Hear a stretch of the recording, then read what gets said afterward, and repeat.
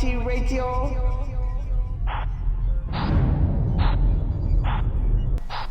Hello there, welcome one, welcome all. Enter the championship rounds with us. This is 5-round MMA. My name is Alex Ramirez. Alongside me, my co-hosts Guillermo Cita and Albert Cita. As always, this fine program is brought to you by a fine line of sponsors. First with Rocky and Green, eco-friendly cleaning products. The 5 Rounds clothing line, and of course, the RMA Foundation. Rise up against bullying. Gentlemen, how are you? Good.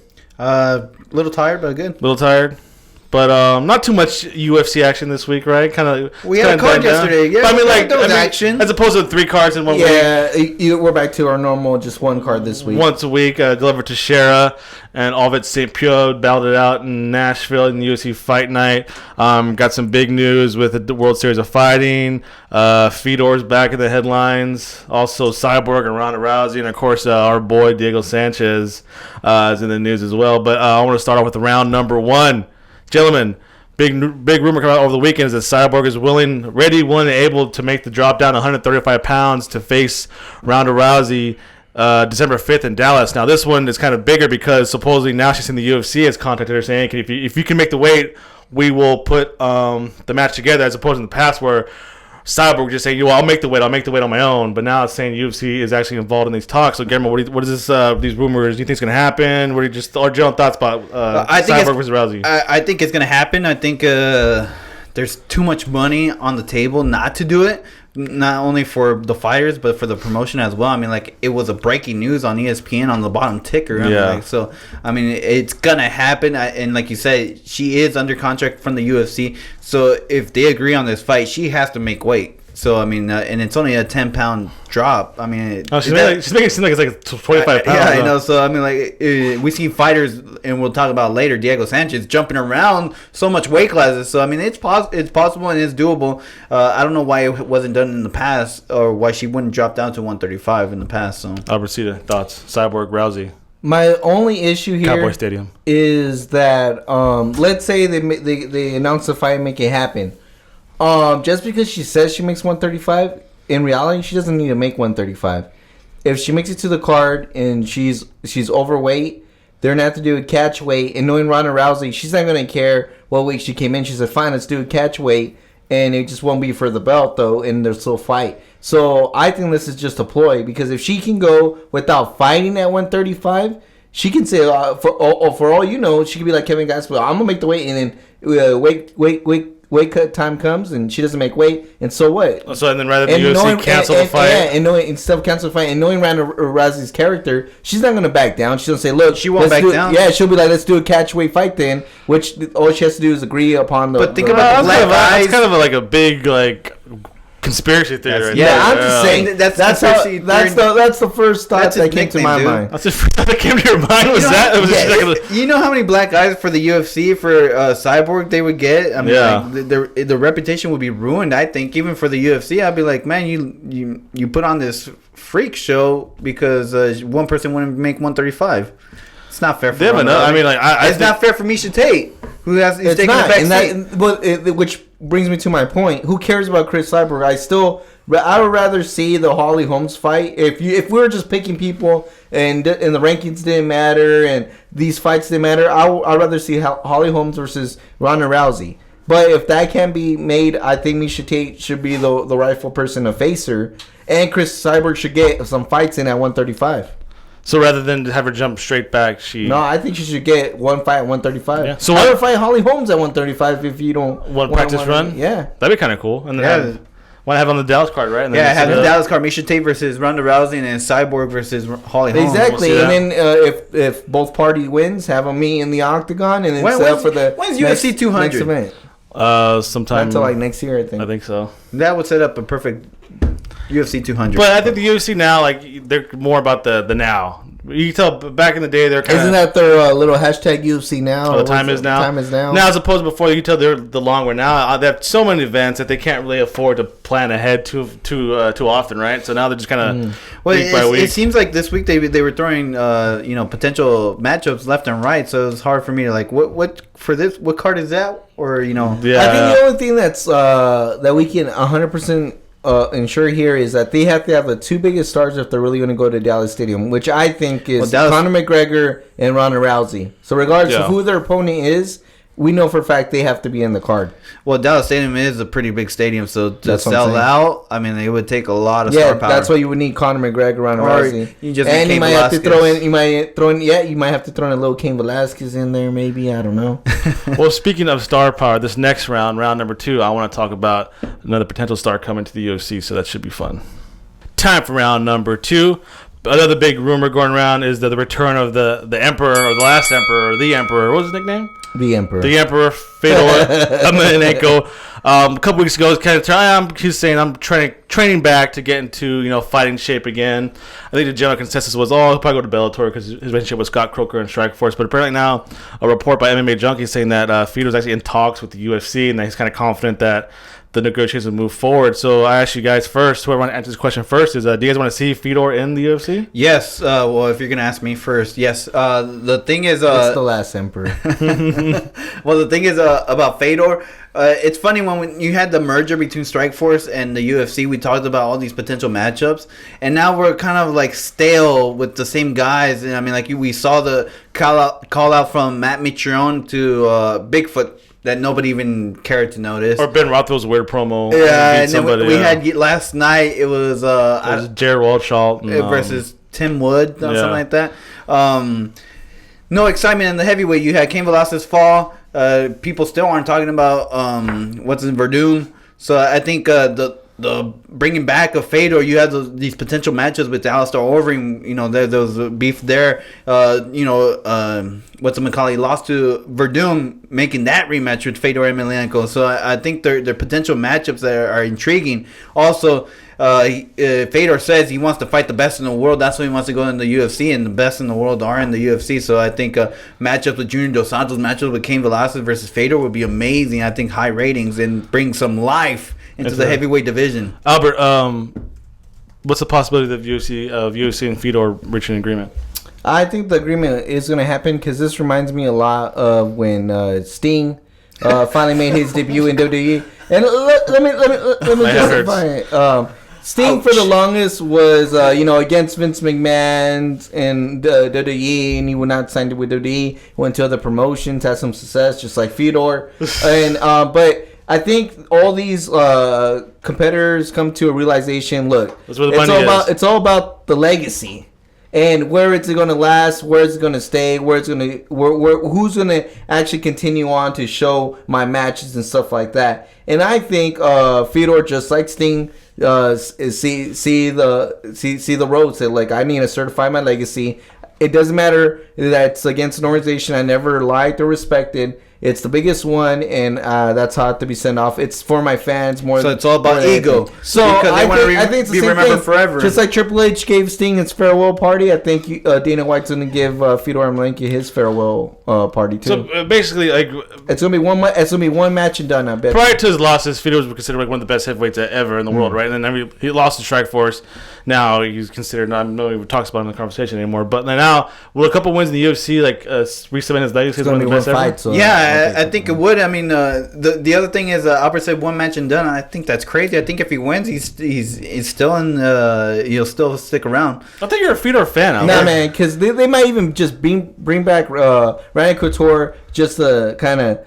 Give the fans. I could have swore you were a Fedor fan a couple years ago. I was never a Fedor fan. Did you get into it with Dana White on Twitter? I got into Dana White with Fedor, but it's because I was using him as an example because he was saying that his opponents were garbage. When I said no, Nick Diaz's opponents have been garbage, and he called me an Emelianenko fan. I'm like, I'm not even a fan. A Fedor fanboy. Yeah, but you talk about his opponents. There's the same people that were in Strikeforce are now in the UFC, and they're reigning the UFC right now. So Verdum, Bigfoot. Yeah, so I mean, and he lost to Verdum, and I'm sure he wants to avenge that one. And he's a title holder, so it makes the most sense. But what's it say about this division that the talk of a 38-year-old man coming into it is going to bring new life into it? How thin the heavyweight division is. I mean, like, besides that, can you tell me someone that's 30 years or younger that's up and rising now that Ted Duffy has fallen? Not even like 31, right? They're all because what's his name? Josh Rosenthal was 29 that I saw yesterday. Yeah, but he's kind of a long way. And it wasn't very impressive performance that he had yesterday. So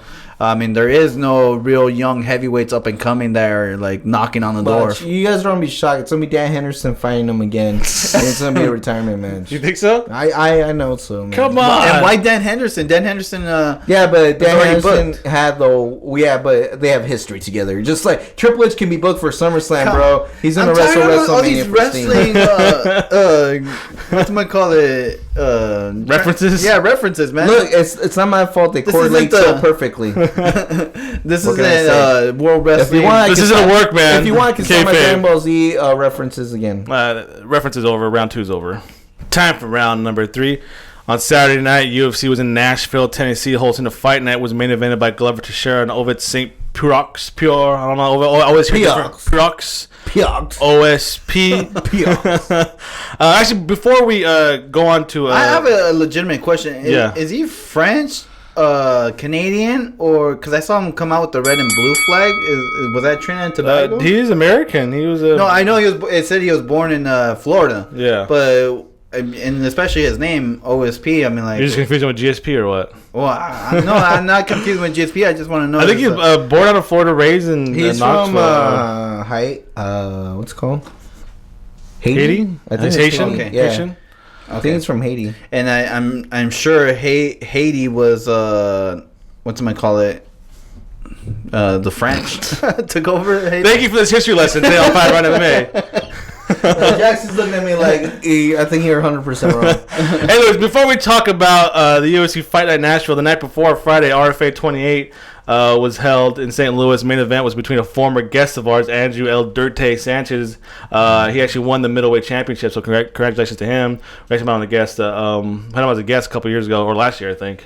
So just congratulations on all. We get a shout out to all of our former guests. So UFC Fight Night. Glover Teixeira, Ovid St. Pure. Glover Teixeira wins by rear naked choke. But I asked you guys, he won the match, but what did Glover Teixeira really gain? Is he talking about getting back in the title picture? Or am I still thinking like John Jones in the background? Or now that Dan Cormier is champion, is he really open wide division? I think it was a good win for him. What wasn't good for him was the actual match itself. I think he didn't show he was a first contender. Yeah, he won in a dominant fashion. But high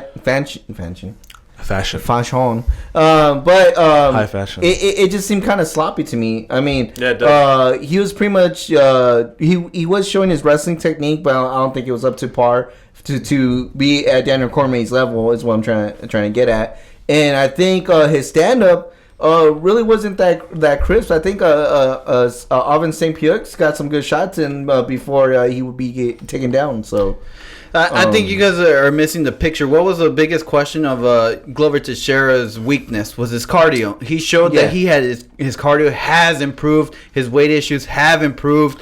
You saw him, instead of tiring out, especially after that devastating leg kick to the body, and it looked like he was rocked, and it looked like OSP was going to actually win the fight. It seemed like he didn't tire out. He didn't give up, and then he looked stronger in the next round. So I think the biggest question was his gas tank, and he answered those questions. So I think he did improve. He needed this win because he had come off 2 losses. So I think now he's back into the title picture because John Bone Jones is no longer there. So I think overall, maybe a little bit sloppy, but I think he did more good than bad. Yeah, well, this is according to the UFC official light heavyweight rankings.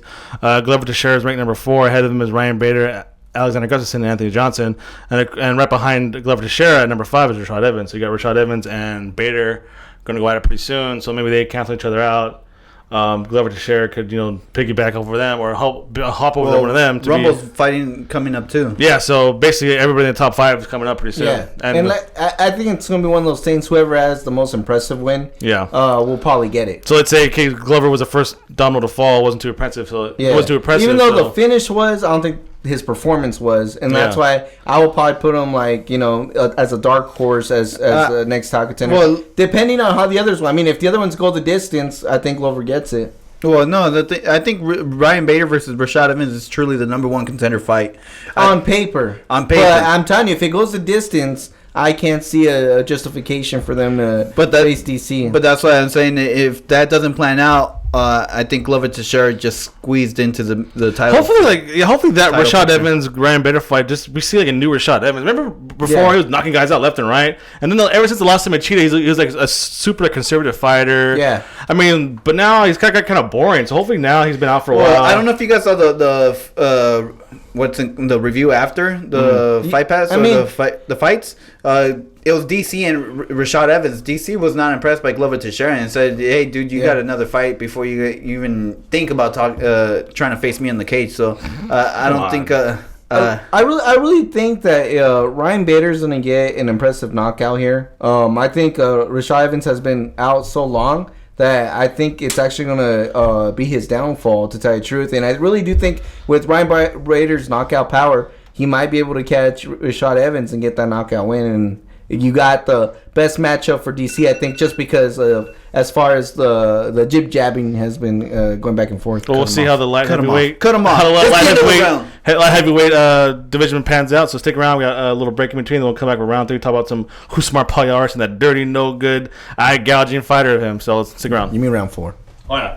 Round 4. Welcome back. Time for round number 4. The World Series of Fighting has stripped its welterweight champion Rousimar Palhares of the title and has suspended him indefinitely. Guillermo Cita, do you like the decision? Yes, I think it was a politically correct thing to do for World Series of Fighting. You never want to wait too long to start making or start taking action. It's better you do it now and then do the fact finding later, because then you look like kind of a fool like the NFL did, that you had all these domestic violence issues and you didn't do anything about it, and then you get a black eye. So I think they did it correct. I mean, like and as what the Nevada State Commission, once they start doing more of fact finding, I mean, I'm sure it'll back up what the decision that World Series of Fighting took. So yeah, so the suspension and the stripping of the titles in wake of Palhares eye gouging, being accused of eye gouging by Jake Shields, and not letting go of his Kimura after the bell. So Albert Cita, is Rousimar Palhares done fighting in North America? He's been kicked out of the UFC for the exact same thing.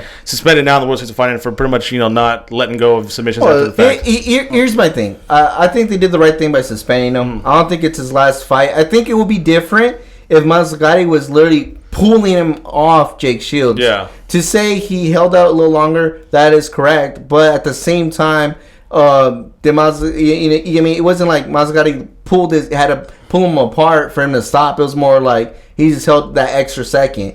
I think it's just something that they're going to look at closer. But I don't think it's his last fight. So after during every submission, is it the referee's job to pull out the guy? No, every time I see it, it's a tap, right? No, you tap him, that's up. Yeah, but tap him once, tap him again. That's what I'm saying. I think they're just gonna make it look at it closer. And I think if he does it one more time, I think he really is going to get a longer suspension, maybe even a bigger fine. And I think actually now that I think about it, I think I said that World Series of Fighting did the correct thing. I don't think they did the correct thing. They should have just straight up fired him. I mean, why this guy? You said it before. He's done it in the UFC before. He got a second chance, which is World Series of Fighting. He does it again, so that's 2 strikes. I'll tell you why they won't fire him. Because he is the champion, and right now the welterweight division isn't that strong. I mean, but you care more about a weight class than having a guy that's John Finch. But again, you guys are acting like as if he held there and but it's the second time he's done this. It's not the first time. It's not the second time. It's actually fifth time. Yeah. So, but at the same time, like I told you, I think it wasn't as gruesome or as urgent as people will try to make it out to seem. But I mean, they have John Fitch, they have Jake Shields, and you have to keep in mind the only other guy they're really pushing other than Nurmagomedov is Phoenix Jones, which is the crime fighter. But other than that, the roster isn't really that deep. So I think that's for now. I think if the roster was deeper, they'll be like, you know what, you gotta go look at another promotion. But I really do think that he's just gonna serve the suspension. They're gonna bring him back. They're just gonna look at it closer as far as him holding too long. But Rousimar Palhares is that much of a star where they need Palhares doesn't even speak English. I mean, but it does add to the dramatics too, though. Now everyone's all like, "Oh, the guy that." The only thing that brought attention was after the fight stuff. I mean, like Palhares, I don't think you should build, especially what you're making it sound like they're putting all these eggs into a basket, that's already spoiled or not even good. So I mean, like, what's the point of them even investing in Palhares at this point? You know, ship them away, get rid of them from World Series of Fighting. Let's build a young roster. That's what I would do. I mean, like, everybody talks about all these other sports that you built through the draft. I mean, when you build through the draft, you're actually building through young individuals. So why can't the World Series of Fighting, Bellator, UFC do this? Invest in the youth, and then hopefully those become stars. So, because always a big question is no matter where you at as a different organization as a champion, is can this guy hang in the UFC, right? Yeah. So then obviously that's all it is, right? So, but I mean, also a little side note: Palhares and Jake Shields have both been temporarily suspended by the Nevada Athletic Commission. Rightfully so, for too. their actions. Because people forget, too, what Palhares did was dirty, but keep in mind, Jake Shields did punch the guy after the fight, and despite how dirty it was, that was an uncalled. And think about it, that's Jake Shields' first time doing something like really bad or illegal. The whole Jason Mayhem Miller thing. Let's not forget that. But that wasn't really Jake Shields. That was more of the entourage. It was the entourage. Also, kind of funny too. If you saw on Twitter last week, a lot of people were saying being spelled corrected from Palhares, or I was like they're saying Paul Harris, like Paulharris. I don't know if it's like a spell check or a joke I missed on, but I was like Paul Harris. I'm like, Palhares, but anyway, it's a little funny. Time for round number 5, the last round. Give me all you got in honor of one of my favorite fighters, Diego Sanchez. We're saving him for the last round. News came last week that he was going to be dropping down to the featherweight division face Ricardo Lamas. Love it. I think this will be his 4th division competed in. Love it. So I ask you guys, was this going to be the last hurrah for the nightmare, the dream, Diego Sanchez? Is this the last title streak that he's going to go for? Yes. Is it going to be his last one? No. So basically, like City, he's not pulling punches. I'm born in the featherweight division. Give me a former title contender, Ricardo Lamas. So Guillermo, do you like this matchup? I mean, I like the possibilities. I like the matchup. I just think this is the last fight we will ever see Diego Sanchez. To be honest, I know Jason Hendricks is probably going to be listening this week, and he probably going to text me right after listening to the show. He's going to tell me I totally agree with you, Guillermo. But if you can't find a home at any division, it just shows you that you're not as relevant as you once were. I mean, like, this guy went on a long streak in the lightweight division. After that BJ Penn, it was kind of just downhill. He couldn't find a home because every time if he moved up in weight class, he was too small. And the lower weight classes, he was too big, but the other guys were so much quicker. And to go down even more, I mean, like, if we thought he was too skinny at 155, at 145, these guys are natural at this weight class because, they're not that tall. They're, you look at Ricardo Lamas, it doesn't look like he does much of a weight cut. I think it's just that time. I mean, you can only try to, refigure yourself or find yourself so many times. I mean, like, this is a 4th weight class. But isn't it kind of fitting for Diego that he is the last guy remaining in the Physical Ultimate Fighter? I mean, he was the champion. Well, we just saw Mike Swick retire. So and Josh Koscheck is going to Bellator, which is pretty much retiring. But he's the last one. Yeah, but he's also the last one because he hasn't been healthy enough. So come on, you guys are making it seem like Diego Sanchez has been active for this last year when he hasn't. When Josh Koscheck fought 2 times in like a matter of 2 months apart, or even probably less than that. So I mean, like, I think if Diego Sanchez was healthier, he wouldn't even be in the UFC right now. And I love his mindset behind this because take us into the mind, Diego Sanchez, please. Take us into the mind. I like Diego Sanchez, but I'm being realistic. The dangerous place. Every warrior deserves to go out in his shield, and to me, I think he says, "Look, I think my best opportunity to finally go for that belt is at the 145 division," and I don't blame him. That's a good division to pick, and I think this is a good one to pick. I think this is it.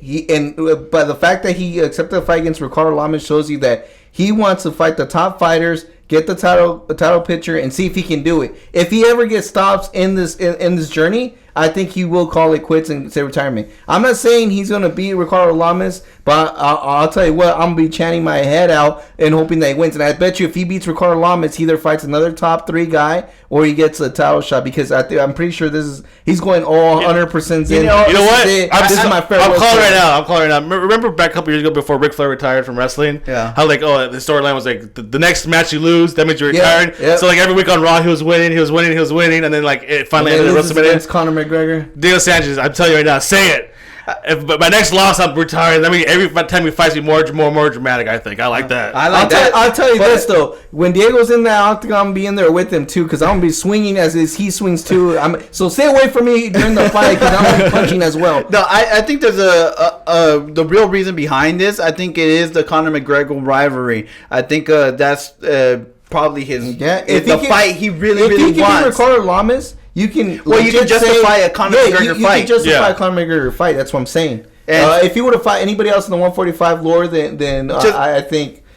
4 or 3? Well, yeah. So I think even Lord. That's what I'm saying. If he were to just to bring him into division, you wouldn't justify it, and he needs to make his run right now. Well, if you think about it, if he stays at 155 waiting for Conor McGregor, it's going to take some time. He doesn't have time. If he drops down to 145, beats Ricardo Lamas decisively, and then possibly gets a number 1 contender fight, let's say against Frankie Edgar or something like that. Just example, he's there at Conor McGregor already. Yeah. I think the ultimate goal is to get to Conor McGregor, because there was that rivalry or beef and before. Then the other thing that comes to me, I mean, like, if it is towards the end of your career, I think I would want to go out against a high caliber opponent, and I think that's why it's also a bonus too that he picked Ricardo Lamas, because if it was just somebody else that nobody heard of and he were to lose and then retire, it's kind of anticlimactic. And I think with Ricardo Lamas is the perfect opponent, win or lose. I want to see Diego succeed, but I mean, like, that's the one guy, like. That's the whole part of the yes movement. There is no Guillermo, and that's what Diego believe in yes. That he will make this run. And I believe the show is over. Thank you for tuning in this week. Before we head out, I want to thank all our fine line of sponsors. Rock and Green Eco-Friendly Cleaning Products, 5 Rounds Clothing Line, and of course the Redemption Martial Arts, the RMA Foundation Rise Up Against Bullying. Make sure to catch this show on FightBookMMA.com under the podcast page. And until next week, make sure to follow us on Twitter and Instagram at 5RoundMMA. It's FIVE. Like us on Facebook. Subscribe to us on iTunes, YouTube, and Podomatic. And please visit 5RoundMMA.com. Albert, any parting words for the crowd? Just want to thank our technician over there, Big Game, for stepping up. And thanks for you guys stepping up and listening to us. Oh, yeah. The cream of the crop.